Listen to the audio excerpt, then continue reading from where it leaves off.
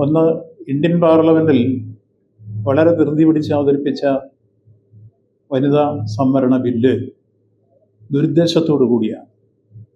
പ്രധാനമായും ഇതിൻ്റെ പിന്നിൽ മണ്ഡല പുനർനിർണയവും അതോടൊപ്പം തന്നെ ഉത്തരപൂർവ്വ മേഖലകളെ വിപുലവും വിശാലവുമായ രൂപത്തിൽ സ്വാധീനിച്ചുകൊണ്ട് ദക്ഷിണ മേഖലയെ ഒരുപക്ഷെ ഏറ്റവും അവഗണനയിലേക്ക് വിടാൻ കഴിയുന്ന സ്ഥിതിവിശേഷം ഇതിൻ്റെ ഭാഗമായി സംജാതമാണ്.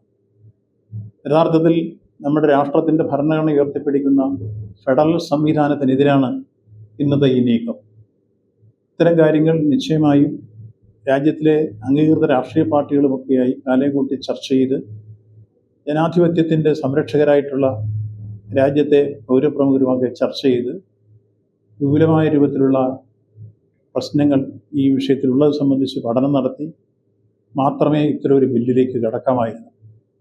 ഇത് വളരെ ധൃതി പിടിച്ച് ഒരു തട്ടിക്കൂട്ട് ബില്ലെന്ന രൂപത്തിലേക്ക് കൊണ്ടുവരുന്നതിൻ്റെ ദുരുദ്ദേശം യഥാർത്ഥത്തിൽ നമുക്ക് മനസ്സിലാവും.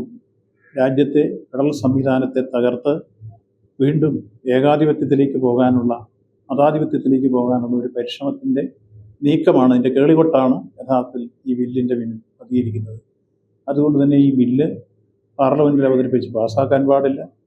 ഇത് കൂടുതൽ ചർച്ചകൾക്ക് വിധേയമായി എല്ലാ രാഷ്ട്രീയ പാർട്ടികളുടെയും അഭിപ്രായങ്ങളും ചർച്ചകളും രാജ്യത്തിൻ്റെ ജനാധിപത്യത്തിന് വേണ്ടി നിലകൊള്ളുന്ന പൗരപ്രമുഖരുമൊക്കെയായി ചർച്ച ചെയ്ത് ഈ വിഷയത്തിൽ ഭാവനയും ധാരണയും ഉണ്ടാക്കിക്കൊണ്ട് വേണം ഇത്തരമൊരു കാഴ്ചപ്പാടിലേക്ക് വരാൻ.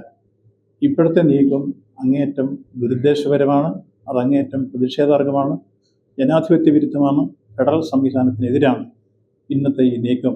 അത് അങ്ങേയറ്റം ജനാധിപത്യ ധ്വംസനം കൂടിയാണ് എന്നെടുത്ത് പറയേണ്ടിയിരിക്കുന്നു. അതുകൊണ്ട് BJP ഗവൺമെൻറ് ഈ നീക്കത്തിൽ നിന്ന് പിന്തിരിയണം. ഇതിനെതിരെയുള്ള എല്ലാ പ്രതിഷേധവും രേഖപ്പെടുത്തുകയാണ്.